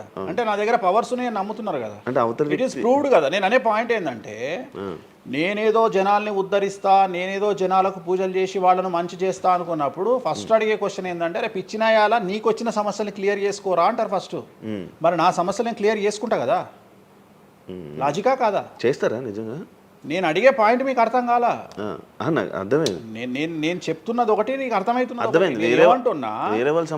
నాకు ఒక న్యాయపరమైన చిక్కు వచ్చినప్పుడు దాని నుండి బయటపడడానికి నేను పూజలు చేసుకుంటానా, చేసుకోనా? మరి వాటి ద్వారానే కదా నేను జనాలకి. ఇప్పుడు నీకేదన్నా ప్రాబ్లం వచ్చి రేపు పొద్దున వేణుస్వామి గారు నాకు ఈ సమస్య వచ్చింది అంటే సమస్య మీరు ఎప్పుడు నమ్ముతారు? నన్ను మీరు చేశాక అది మీరు నేను బయటపడ్డప్పుడు నమ్ముతారు. అదే మీ సమస్యల నుంచి మీరు బయటపడ్డాక జనాలు నమ్ముతారు. అర్థమైంది. బట్టతల పెట్టుకొని నేను వెంట్రుకలు మొలిపిస్తాను టీవీలో యాడ్ ఇస్తే అమనాబూతులు తిడతారు, అరే నీకే గుండు మీద ఎంటికలు లేవు నువ్వేం మొలికిస్తావురా అని. అట్లనే నేను కూడా నా స్టామినా ఏందో జనాలకు తెలియజెప్పాలి అంటే నేను నా సమస్యల నుండి బయటపడ్డప్పుడే కదా ఎదుటి వ్యక్తికి చేసే రైట్స్ నాకు ఉంటాయని చెప్తున్నా. అంటే ఇప్పుడు మీకు వచ్చిన సమస్యల నుంచి మీరు బయటపడ్డానికి మీకు మీరే పూజ చేసుకున్నారు. ఎందుకు చేసుకో? నా జాతకాన్ని నేను విశ్లేషించుకుంటా కదా. నాకు వచ్చే సమస్య నేను అనుకోను, బట్ నేను సమస్యలు వస్తే వాటిని క్లియర్ చేసుకోవడానికి నాకుండే రెమెడీస్ నాకు ఉంటాయి కదా. మీరు చేశారు ఆ పూజల్లో ఎవరైనా నష్టపోయారా? ఎవరినైనా? ఎవరిని నేను అనేది ఏంటంటే మనం బాగుండాలని కోరుకుంటాం. ఇంకోటి ఏంటంటే ఫస్ట్ నేను శత్రువుగా భావించాలి కదా. నేను అంత దూరం ఆలోచించాను. నేను ఎదుటి వ్యక్తిని శత్రువుగా ఎప్పుడు భావిస్తా అంటే వ్యక్తిగతంగా వచ్చి నన్ను కొట్టినప్పుడు నేను భావిస్తా. అంటే నా గురించి చెడుగా మాట్లాడడం అనేది నాకు శత్రువు కాదు, ఎందుకంటే వాళ్ళ వృత్తి అది. అది బోల్డ్ మంది మాట్లాడతారు అందరితో, అందరూ శత్రువులు. నేను అదే అంటున్నాను. ఇప్పుడు ఇదే వీడియో కింద మళ్ళీ పెడతాడు ఎవడో, మళ్ళీ వచ్చిన వారా పంది అని పెడతాడు. ఇప్పుడు నేను వాడిని ఇల్లు ఎత్తుక్కుంటూ పోవాలా నేను? వాడిని ఇల్లు నాకు కనీసం లక్షల్లో క్లయింటేల్ ఉంటుంది. ఈ వీడియో కింద తిడితే ఒక 10 మంది తిడతారు. ఈ 10 మంది అలవాటు అయిపోయి అలవాటు కాదు, కలియుగ ధర్మము. నేను చాలా ప్రాక్టికల్గా ఉంటా. నేను చాలా లేకపోతే ఎంత దమ్ము ఉంటే ధనిష్టల నేను వచ్చి మందు తాగుతా, నాన్ వెజ్ పెడతా అని చెప్పుకోవాలంటే చాలా విషయం ఉండాలి, మామూలు విషయం కాదు. ఈ కమ్యూనిటీలో తట్టుకోవాలి. అందుకనే నేనేమంటున్నా, ఒక బ్రాహ్మడు అనగానే ఇప్పుడు ఉదాహరణ ఒక పెద్ద పూజారు ఉన్నాడు ఏ గుడికి, ఆ పెద్ద పూజారిని టార్గెట్ చేయాలంటే ఫస్ట్ టార్గెట్ చేసేది నాన్ వెజ్ తింటాడు, లిక్కర్ ముట్టుకుంటాడని చెప్తారు. అందుకని నేనే నా బట్టలు ఇప్పేసుకుంటున్నా. అవకాశం లేదు అంటే నేను ఆల్మోస్ట్ ఆల్ అండర్వేర్తో సహా అన్ని ఇప్పేసిన. ఒకవేళ నేను అండర్వేర్ ఉంటే అదన్నా లాగుదామని కూడా వస్తుండే, నేను అది కూడా ఇప్పేసిన. ఇంకేముంది నా నాయన నన్ను ఇప్పడానికి? నా దగ్గర ఏం లేదు కదా. ఇప్పుడు నువ్వేమైనా కొత్తవి చూపిస్తే ఏం చూపిస్తావు? నువ్వేం చూపిస్తావు? సుప్రీంకోర్టు ఇచ్చిన ఆర్డర్ ప్రకారం నేను వేరే అమ్మాయితో పడుకున్నా, అమ్మాయితో ఇష్టంతో పడుకుంటే అది కూడా నాకేం తప్పు లేదు. ఇంకా నువ్వు నాకు ఏం చూపిస్తావు? నేను ఎప్పుడన్నా నేను సామాజికానికి వ్యతిరేకంగా చేసినప్పుడు, శాస్త్రానికి వ్యతిరేకంగా చేసినప్పుడు నువ్వు నా గురించి వ్యతిరేకంగా చూపిస్తావు. అంతే తప్ప నా దగ్గర ఏమున్నాయని చూపిస్తావు? నేను చచ్చే వరకు చూపించలేవు. నేను నన్ను బొందబెట్టే వరకు, నన్ను తగలబెట్టే వరకు నేను తప్పు చేసినా చూపించలేవు. నేను చెయ్యను. మీరే చెప్పేసుకుంటున్నా. నేనే చెయ్యను. నేను ఇప్పుడు పైసలు లేనివాడు, పైసలు పోగొట్టుకున్నవాడు బెట్టింగ్లోకి పోతాడు. లేదా ఇప్పుడు కొత్త వ్యవహారాలు ఉన్నాయి. ఒకడేమో నిధులు దొరుకుతాయని పోతాడు, ఒకడేమో రైస్ పుల్లర్ అని పోతాడు. ఇవన్నీ ఏం కావని తెలుసు, మనకు తెలుసు, వాడికి తెలియదు. వాడు మానసికంగా వీక్ కాబట్టి వాడు సొంతంగా డబ్బులు దొంగతనంగా నాకు అవసరమే లేదురా నాయన. నాకు వేరే వ్యాపకాల నుండి డబ్బులు వస్తున్నప్పుడు లంగ పని చేసే అవకాశం నేనెందుకు చేస్తా? నాకు అవసరమే లేదు. నన్ను లంగ పని చేయమని చెప్తే నేను చెయ్య. నాకు వద్దు. నేను లంగ పని చేసే సవ్వాలే లేదు, నాకు అవసరం లేదు. రెండోది ఏంటంటే నా దగ్గరికి రానంత వరకే నా గురించి నెగిటివ్గా మాట్లాడతారు. ఒక్కసారి నా ఆఫీస్లోకి ఎంటర్ అయ్యారు అంటే వానికే అర్థమైపోతుంది, నీ అమ్మాయి కుల్లా ఉన్నాడు రా నాయన, ఈయనతో వేస్ట్, ఈయన దగ్గర ఏం దొరకదు. రెండవది, ఇవాళ ఎక్కడ పడితే అక్కడ కెమెరాలు పెట్టుకొచ్చేటువంటి స్థాయిలో ఇది మనకు సైన్స్ పెరిగింది. ముక్కు పుల్లలు కూడా పెట్టుకొస్తారు, చౌకమ్మలు కూడా పెట్టుకొస్తారు. నేను లంగ పని చేస్తే కూర్చొని 2 నిమిషాలు దొరకబట్టి టెలికాస్ట్ చేస్తారు. కానీ మాటలున్నాయి, క్లారిటీ సాక్ష్యం లేదు. ఇక మరి ఏం చేస్తా నేను? పోనీ నేను అందరిలాగా దాచిపెట్టే మనిషిని కాదు, దొంగతనంగా లంగపనంగా డోర్లు అన్నీ కుల్లా ఉన్నాయి. మీరు ఎక్కడికొచ్చినా మాట్లాడి నా ఆఫీస్లో ఏమైనా చేయండి, ఓపెన్గా పూజలు చేస్తా. ఇంకోటి వేరేటోడు పెట్టే కానీ నేనే పూజ పెడుతున్నా. ఇంకోటి రెండోది, బాటిల్ కూడా నా చేతిలో పట్టుకొని అమ్మవారికి నైవేద్యం చేస్తున్నా. పోనీ నేను బాటిల్ దొంగతనంగా ఇది మందు బాటిల్ కాదు అని చెప్తలేను, Blue Label bottle, Royal Salute bottle నేనే పోసి మరి అమ్మవారికి నైవేద్యం చేస్తున్నా. ఇంకా ఎక్కడనే దాపరికం ఉంది? ఇంకా బాటిల్స్ కూడా కాస్ట్లీ, అంటే పెద్ద గెస్టులకే అవి పెద్ద వాళ్ళ విఐపీ రేంజ్ని బట్టి పెడతాం. నార్మల్ వాళ్ళు వస్తే వాళ్ళకి తగ్గట్టి వాళ్ళ ఇష్టం. ఇప్పుడు ఉదాహరణ, ఇప్పుడు బాలేబాబు చేస్తే మ్యాన్షన్ హౌస్ పెడతాం. కొంతమంది ఎన్ఎస్సి, ఇప్పుడు ఎన్ఎస్సి అంటే ఇప్పుడు ఉదాహరణ మొన్న ఎవడో విమర్శిస్తుండు నన్ను. ఎవడో ఆయన లారీ కళ్ళద్దాలు పెట్టుకుంటాడు అని ఒక జ్యోతిష్కుడు నన్ను విమర్శిస్తున్నాడు. అంటే అరే లారీ కళ్ళద్దాలు అది కొనాలంటే కాశీదంతా దేకాలి. ఎంత అంటే మన లైఫ్లో దాని వాల్యూ తెలియదు. అదే కుక్కకి ఏం తెలుసు కుసుమపు వాసన, నెయ్యి గురించి ఏం తెలుసు కుక్క కంటే? వాడు ఏదో మాట్లాడతాడు. వాడు మాట్లాడినప్పుడు నేను వాడి మీద పీటీ చూపిస్తా. అరే నా కళ్ళద్దాల గురించి మాట్లాడుతున్నాడు, ఆ కళ్ళద్దాలు నీ జీవితంలో చేతులు కూడా పట్టుకొని చూడలేవురా నువ్వు. ఇంకా నువ్వు దాని గురించి మాట్లాడితే నువ్వు ఇక వాడిని కుక్క కంటే హీనంగా నేను చూడాలి తప్ప వాని గురించి వాని మీద నేను సింపతి చూపిస్తా తప్ప నేను కోపానికి ఎందుకు వస్తా? అట్లా చాలామంది విమర్శ చేస్తుంటారు. విమర్శల గురించి మనం పట్టించుకునే. మీకు బ్రాండ్ బట్టలు, బ్రాండ్ స్పెట్స్ అవన్నీ ఎలా అలవాటయ్యాయి? అంటే ఎలా అలవాటయ్యాయి అంటే ఇప్పుడు కూడా చెప్తా, జాతక రీత్యా శుక్రుడు ఎవరికైతే కొద్దిగా నీచంలో ఉంటాడో వాళ్ళు ప్రతి శుక్రవారం నాడు పర్ఫ్యూమ్ కొట్టుకోవాలి.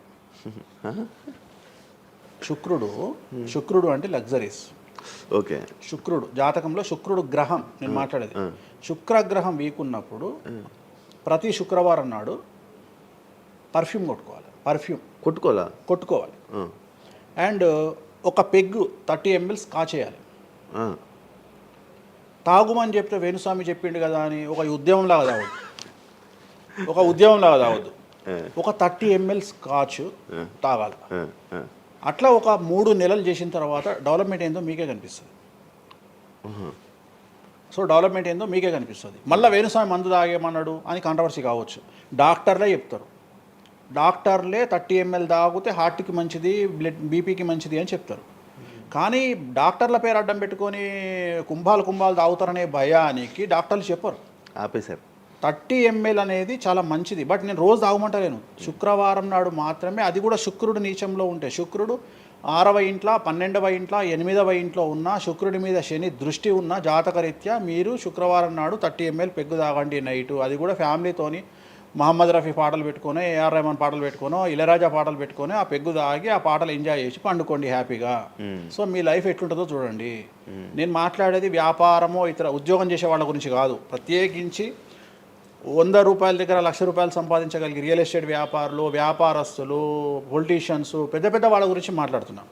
టీచర్లు, అటెండర్ల గురించి నేను మాట్లాడతలేను. టీచర్ ఎంత తాగినా తాగుడు మిగులుతుంది తప్ప పైసలు రావు, ఎందుకంటే ఆయన జీతం అంతే కాబట్టి. సో ఎక్కడైతే పెరగడానికి ఆస్కారం ఉంటుందో వాళ్ళ గురించి మాట్లాడుతున్నాం. సో ఇది కూడా మంచిది రెమెడీ. సో ఇలాంటి రెమెడీలు చెప్పాలంటే వేణుస్వామి చెప్తాడు కానీ వేరేటోడు చెప్పాడు. ఎందుకంటే వాడికి భయం, మందు తాగమంటే తప్పు. అరే మందు తాగమంటే తప్పు అయితే మందు యాడ్ ఎందుకు వస్తుంది, మందు ఎందుకు తయారు చేస్తారు? సో ఇదన్నీ అందుకనే దేశ కాలమాన పరిస్థితి. కసినో తీసుకుపోయి గోవాలో పెడితేనేమో లీగలు, హైదరాబాద్లో పెడితే ఇల్లీగలు. సో నేను దేశ కాలమాన పరిస్థితులు అందుకనే చెప్తున్నా. దేశ పరిస్థితులు అంటే గోవాలో యాక్సెప్ట్ గేమింగ్ యాక్ట్, ఇండియా హైదరాబాద్లో యాక్సెప్ట్ కాదు. సో అదే చెప్తున్నా. ఒక దగ్గర విడాకులు అనేవి ఇండియాలో కష్టము, అమెరికాలో ఈజీ.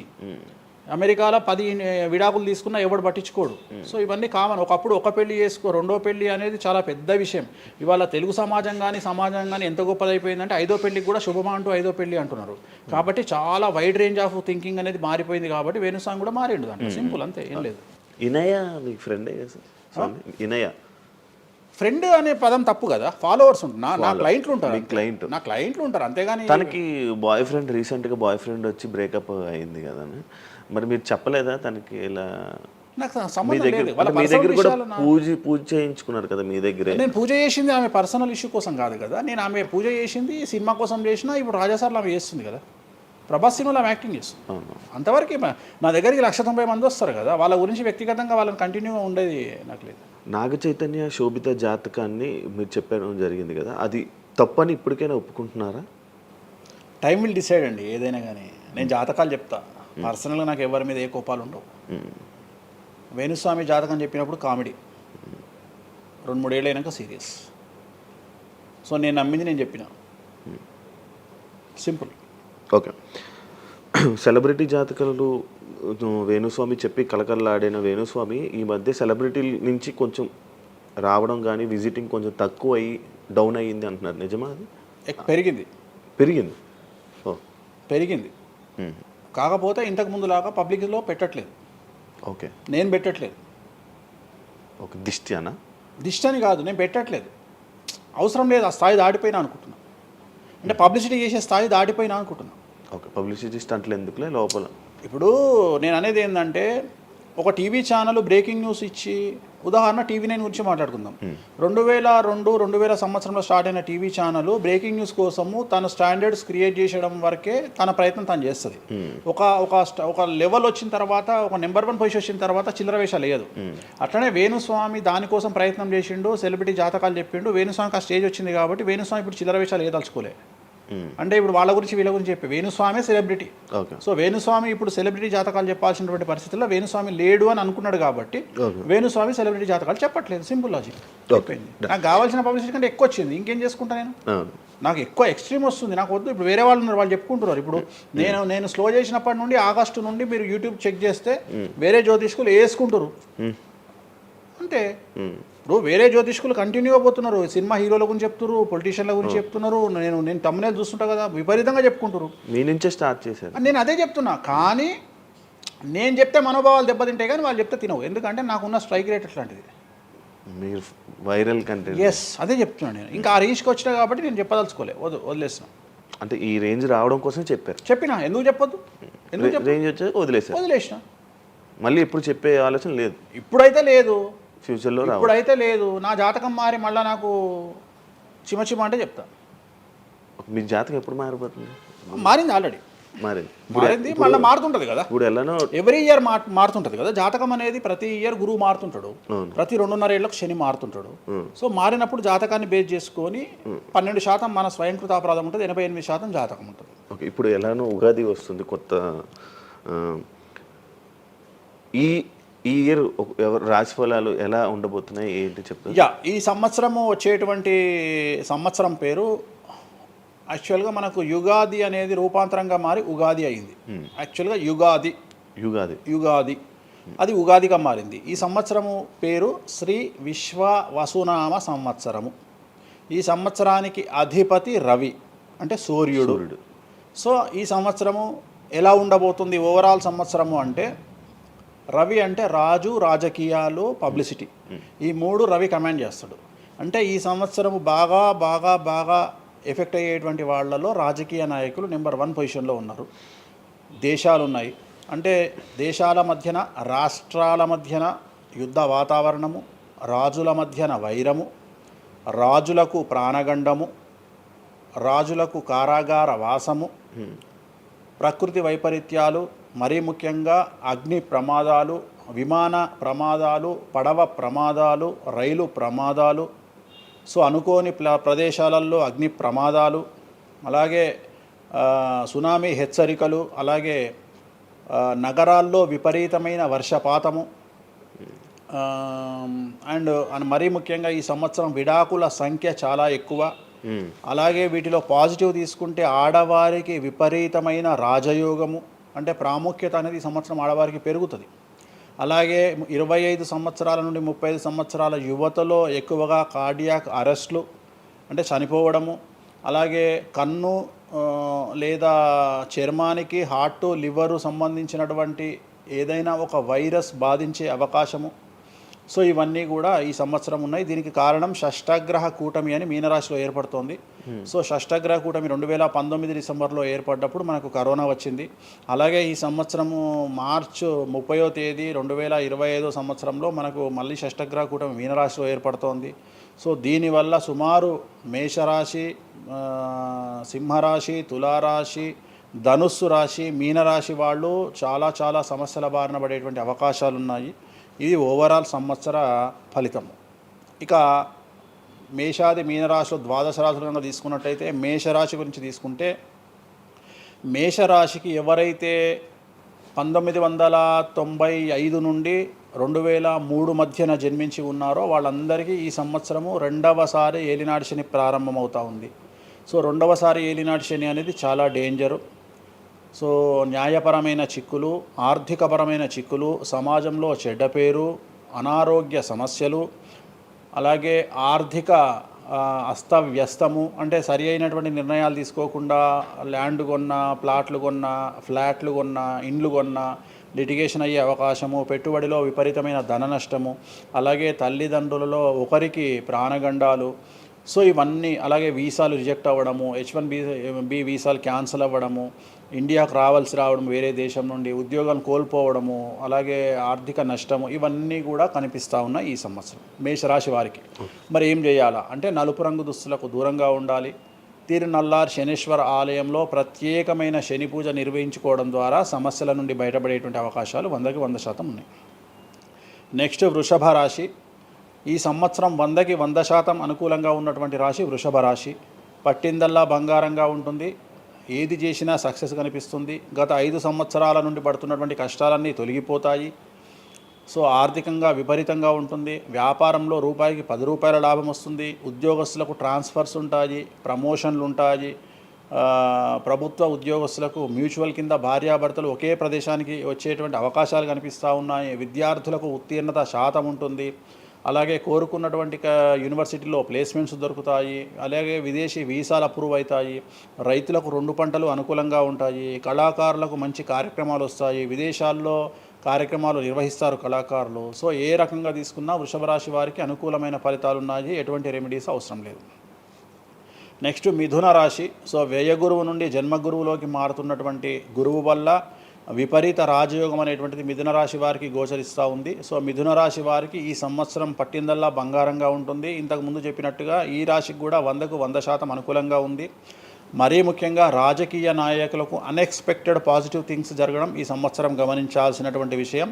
అవివాహితులకు వివాహయోగ సూచనలు, సంతానం లేని వారికి సంతాన యోగము, ఉద్యోగం లేని వారికి ఉద్యోగము, ట్రాన్స్ఫర్స్ కోరుకునే వారికి ట్రాన్స్ఫర్స్, అలాగే అన్ని రంగాల్లో పనిచేసేటువంటి వారికి, ప్రభుత్వ ప్రైవేటు ఉద్యోగాల్లో ఉండేవారికి పాజిటివ్ థింగ్స్, ప్రమోషన్లు, ట్రాన్స్ఫర్స్, వ్యాపారస్తులకు అనుకూలతలు ఇవన్నీ కూడా కనిపిస్తూ ఉన్నాయి. స్త్రీలకు మరీ ముఖ్యంగా అనుకూలంగా ఉండబోతూ ఉంది. సో మిథున రాశి వారికి ఎటువంటి సమస్యలు ఈ సంవత్సరం లేవు.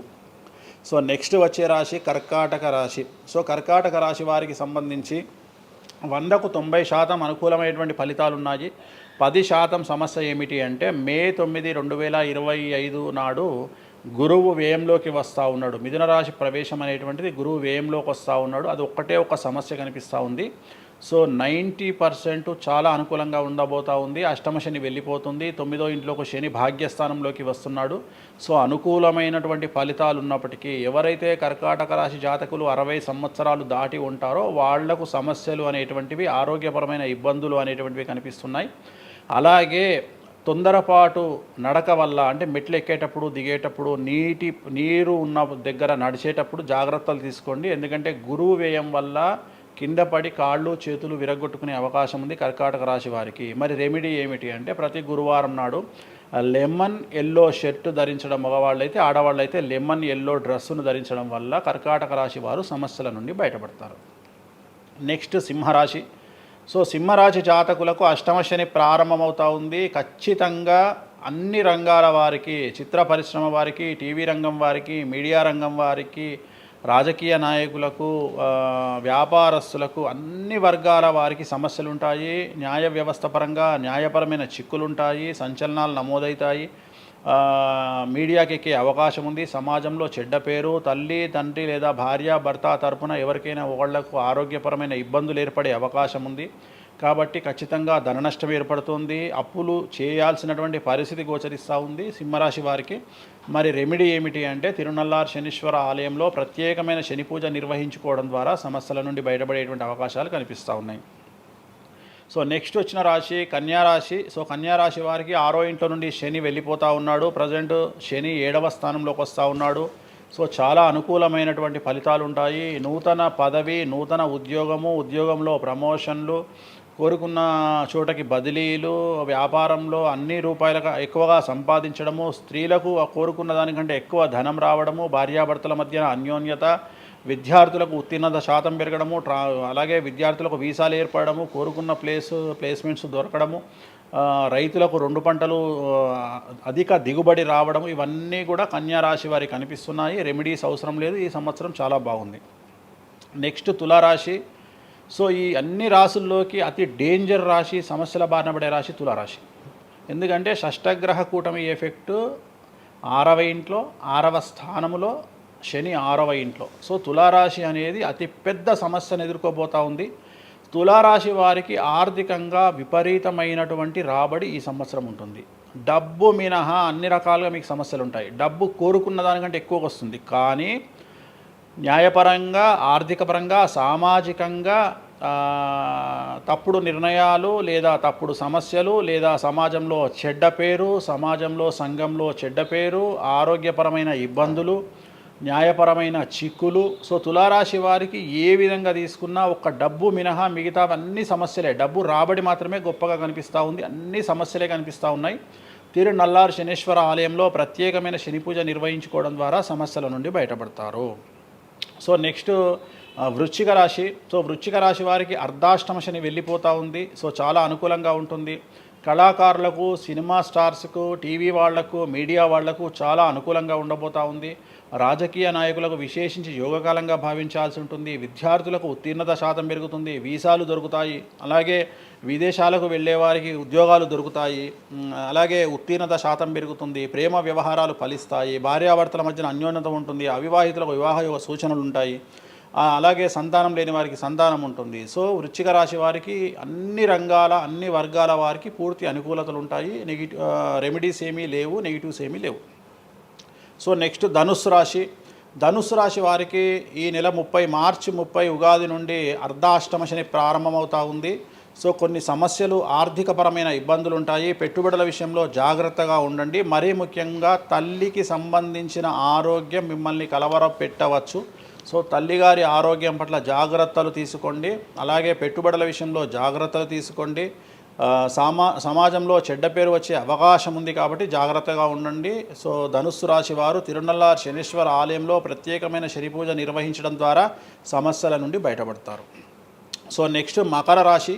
గత 10 సంవత్సరాల నుండి మకర రాశి వారు పడుతున్నటువంటి బాధలన్నీ తొలగిపోతాయి. 7.5 సంవత్సరాల ఏలినాటి శని వెళ్ళిపోతూ ఉంది. సో పట్టిందల్లా బంగారంగా ఉంటుంది. ఆర్థికంగా, సామాజికంగా, రాజకీయంగా, న్యాయపరంగా, వివాహపరంగా, సంతానపరంగా, అవివాహితులకు వివాహ యొక్క సూచనలు, సంతానం లేని వారికి సంతానము, ఉద్యోగం లేని వారికి ఉద్యోగము, విదేశాల్లో ప్రయత్నం చేసే వారికి అనుకూలతలు, అలాగే ట్రాన్స్ఫర్స్, ప్రమోషన్స్ అన్నీ కూడా అనుకూలంగా ఉన్నాయి. ఎటువంటి రెమెడీస్ అవసరం లేదు. కానీ ఒకే ఒక్క విషయం, భార్యాభర్తల మధ్యలో గొడవలు వచ్చేటువంటి అవకాశాలు కనిపిస్తూ ఉన్నాయి. మకర రాశి వారికి ఎడబాటు కనిపిస్తూ ఉంది. ఆ ఒక్క విషయంలో జాగ్రత్తలు తీసుకోండి, కోపాన్ని తగ్గించుకోండి. సో నెక్స్ట్ కుంభరాశి. కుంభరాశికి 2వ స్థానంలో షష్టగ్రహ కూటమి ఏర్పడుతోంది కాబట్టి ధన నష్టం అనేటువంటిది ఏర్పడబోతూ ఉంది. అతి పెద్ద ధన నష్టం మీరు పెట్టేటువంటి ఇన్వెస్ట్మెంట్ రూపంలో కావచ్చు, భూములు కొన్నా, ఇండ్లు కొన్నా, లేదా ఏదైనా వ్యాపారంలో పెట్టుబడి పెట్టినా చాలా తీవ్రమైన ధన నష్టాన్ని మీరు ఎదుర్కొనే అవకాశం ఉంది. కాబట్టి తొందరపాటు చర్యలు, తొందరపాటు నిర్ణయాలకు దూరంగా ఉండండి. నలుపు రంగు కార్లకు, నలుపు రంగు వస్తువులకు దూరంగా ఉండండి. తిరునల్లార్ శనీశ్వర ఆలయంలో ప్రత్యేకమైన శని పూజ నిర్వహించడం ద్వారా కుంభరాశి జాతకులు సమస్యల నుండి బయటపడతారు. ఇక చివరిదైనటువంటి రాశి మీనరాశి. మీనరాశి వారికి జన్మంలో అంటే మీనరాశిలోనే షష్టగ్రహ కూటమి ఏర్పడతా ఉంది. సో చాలా సంచలనాలు ఉంటాయి. నెగిటివ్సే కనిపిస్తూ ఉన్నాయి, పాజిటివ్స్ ఒక్కటి కూడా కనిపించడం లేదు. ఆర్థికంగా, న్యాయపరంగా, సామాజికంగా, ఆరోగ్యపరంగా, కుటుంబపరంగా అన్ని రకాల ఇబ్బందులు ఎదుర్కొంటారు. సంచలనాలు ఫేస్ చేయాల్సి వస్తుంది. కుటుంబంలో ఆరోగ్యపరమైన ఇబ్బందులు ఉంటాయి, ఆర్థికపరమైన నష్టాలు ఉంటాయి, భార్యాభర్తల మధ్యన గొడవలు ఉంటాయి, ఎడబాటుకు దారితీసే అవకాశం ఉంది. తల్లిదండ్రుల్లో వారికి ప్రాణగండం కనిపిస్తూ ఉంది. సో చాలా సమస్యలు మీనరాశి వారు ఫేస్ చేసే అవకాశం ఉంది. తిరునల్లార్ శనీశ్వర ఆలయంలో ప్రత్యేకమైన శని పూజ నిర్వహించడం ద్వారా ఈ సమస్యల నుండి బయటపడేటువంటి అవకాశాలు ప్రస్ఫుటంగా కనిపిస్తున్నాయి. ఇవి 12 రాశుల వివరాలు. స్వామి, ఇది మామూలుగా పంచాంగం చూసి చెప్తూ ఉంటారు, మీరు ఏం చూడకుండా ఇవన్నీ ఎప్పుడు నోటికి వస్తాయి కదా, ఇంకెందుకు? ఎవరెవరు ఎక్కడున్నారో తెలుసు కదా. అచ్చా. శని కుంభంలో ఉన్నాడు, మీనంలోకి వస్తున్నాడు ఈ నెల 30. ప్రజెంట్ వృషభంలో గురువు ఉన్నాడు, మే 9కి మిథునంలోకి వస్తున్నాడు. Practice makes perfect. రోజు ఒక్క జాతకం రాయడానికి, రోజు 100 జాతకాలు రాయడానికి చాలా తేడా ఉంటుంది కదా. చూసి ఉన్నాం కదా, పెద్ద అవసరం లేదు. టైం లేకుండా జాతకం చెప్పేవాడిని ఇండియాలో నేను ఒక్కడే. పుట్టిన టైం లేకుండా జాతకాన్ని చెప్పేవాడిని నేను ఒక్కడే. నాకు టైంతో పని లేదు. డేట్ ఆఫ్ బర్త్ ఇస్తే చాలు. నాకు చెప్తారా? డేట్ ఆఫ్ బర్త్ ఇస్తే చాలు. టైం వితౌట్ టైం నేను చెప్పేస్తాను జాతకం. ఇప్పుడు ఒకసారి చెప్పనా? నాది ఇప్పుడు చెప్పనా? ప్రాక్టికల్గా ఎందుకు అన్ని సంచలనాలు చెప్తా కదా నేను, మళ్ళీ కెమెరా రికార్డ్ అయితే. ఓకే, వద్దులే. నాకు నార్మల్ చెప్పేది అలవాటు లేదు కదా. నా దగ్గరికి రావాలంటే ప్రిపేర్ అయ్యి రావాలి. అంటే నేను సొల్లుపురానని చెప్పా, 40 ఏళ్ళకి ఇల్లు కొంటావు, 50 ఏళ్ళకి నరుకుతావు, కొరుకుతావు, ఇవి కాదు. వచ్చే 6 నెలలు జైలుకు పోతావు. నీకు విషయం ఎవరిదైనా. సో ఈ టైంలో డివోర్స్ అవుతుంది, ఈ టైంలో యాక్సిడెంట్ అవుతుంది. అంటే చెడును తెలుసుకోవడం వల్ల చెడు నుండి బయటపడడం ముఖ్యంగా. నేను చెప్పినా చెప్పకుండా నువ్వు కారు కొంటావు. నువ్వు కారు కొనడం అనేది it is very normal, right? నువ్వు ఇల్లు కొనడం అనేది నార్మల్. నా దృష్టిలో చెడు చెప్పడం వల్ల చెడు నుండి తప్పించుకోగలిగితే చాలు అనేది నీ మనిషిని ఎవడు ఆపలేడు. చెడుని ఆపొచ్చు. ఇప్పుడు నువ్వు బెంజ్ కారు కొనుక్కుంటా అంటే, నువ్వు ఒక BMW కొనుక్కుంటా అంటే నేను ఆపను. కానీ BMWలో 140 పోతే ఆపుతా. నేనేమంటా, భగవంతుడు నీకు BMW ఇచ్చింది భగవంతుడు, కానీ 180లో పోయే కక్కుర్తి నీకుంటే నేనెవడు కాపాడాడు. హైదరాబాద్ రోడ్లకు 120 లాస్ట్, 140 పైన బండి షేక్ అవుతుంది ఈ రోడ్లకు. సో 120 కంటే ఎక్కువ పోకు అని చెప్తా. కానీ దేవుడిని అయితే నీకు BMW ఇవ్వద్దు అని నేను చెప్పలేను కదా. సో నీకు BMW దేవుడు ఇస్తాడు. సో నువ్వు స్వయంకృత అపరాధం చేసుకోకుండా కాపాడాల్సిన బాధ్యత నాది. బాబు ఫ్యాటీ లివర్ ఉంది, మందు దాకు. బాబు లంగ్స్ దొబ్బినాయి, సిగరెట్లు ఆపేసాయి. బాబు ఇగో పనికి మాలిన కసినోనో పేకాటనో ఆడకు, ఉన్న ఆస్తంతా సర్వనాశనం అయిపోతుంది. సో ఇవి చెప్పడం నా ధర్మం. అంతేగాని నువ్వు కారు కొంటావు, నువ్వు తోపు అవుతావు, తురుము అవుతావు, నువ్వు ఎట్లాగైతావు? ఈ లివర్ మీరు ఎలా చెప్తారు? లివర్ పోయింది ఇవన్నీ జాతకంలో రవి నీచంలో ఉంటే లివర్ పోతుంది. శని రవి కలిసి ఉంటే లివర్ పోతుంది, లివర్ క్యాన్సర్ వల్ల చనిపోతారు. శుక్రుడు రాహు కలిసి ఉంటే ప్రోస్టేట్ క్యాన్సర్ వల్ల చనిపోతారు. చంద్రుడు నీచంలో ఉంటే ఆడవాళ్ళకు బ్రెస్ట్ క్యాన్సర్ వస్తుంది. డాక్టర్లు చెప్తారు కదా. Medical astrology. 100 మంది నాకు హైదరాబాద్లో ఫేమస్ డాక్టర్లు అందరూ నా క్లయింట్లు, నాకు ఫ్రెండ్స్. జ్యుడిషియరీ మీద నాకు అవగాహన ఉంది. శుక్రుడు రాహు కలిసి ఉంటే జైలుకు పోతావు. వాళ్ళు ఏం పోతే మీరు చెప్తుంటారా డాక్టర్లు? డాక్టర్లు నువ్వు డాక్టరు, నువ్వు నాకు ఏం అడుగుతావు అంటే, నీ క్లయింట్ డేట్ ఆఫ్ బర్త్ నాకు ఇచ్చి నువ్వు నన్ను అడుగుతావు ఈయనకి ఏ క్యాన్సర్ వచ్చే అవకాశం ఉంది అంటే, నేను ఒక 3 ఆప్షన్లు చెప్తా. 3 ఆప్షన్లు చెప్పినాక నీ క్లారిటీ వస్తుంది. నేను చెప్తా ఆయనకు ప్రోస్టేట్ క్యాన్సర్ వస్తుంది అని చెప్తా. ఎస్ ప్రోస్టేట్ క్యాన్సరే స్టేజ్ 2లో ఉన్నాడు అని చెప్తావు. ఆయన చెప్తాడు. చెప్పినాక ఈయన ఎన్ని రోజులు బతుకుతాడు డాక్టర్ స్వామి గారు అని అడిగితే నేను ఆయన డేట్ ఆఫ్ బర్త్ని బేస్ చేసుకొని ఇక ఇన్ని రోజులు బతుకుతాడు అని చెప్తా. సో ట్రీట్మెంట్ వల్ల ఈయనకి ఏమైనా బెనిఫిట్ అయ్యే అవకాశం ఉందా అని అడుగుతాడు. అంటే అవుతుంది అని చెప్తా. ఎన్ని రోజులు బతుకుతాడు, ఇన్ని రోజులు బతుకుతాడు ట్రీట్మెంట్ చేస్తే. సో మేమిద్దరం కమ్యూనికేట్ చేసుకుంటాం. అంటే డాక్టర్కు నా మీద ఉండే నమ్మకం వల్ల నడుస్తుంది అది.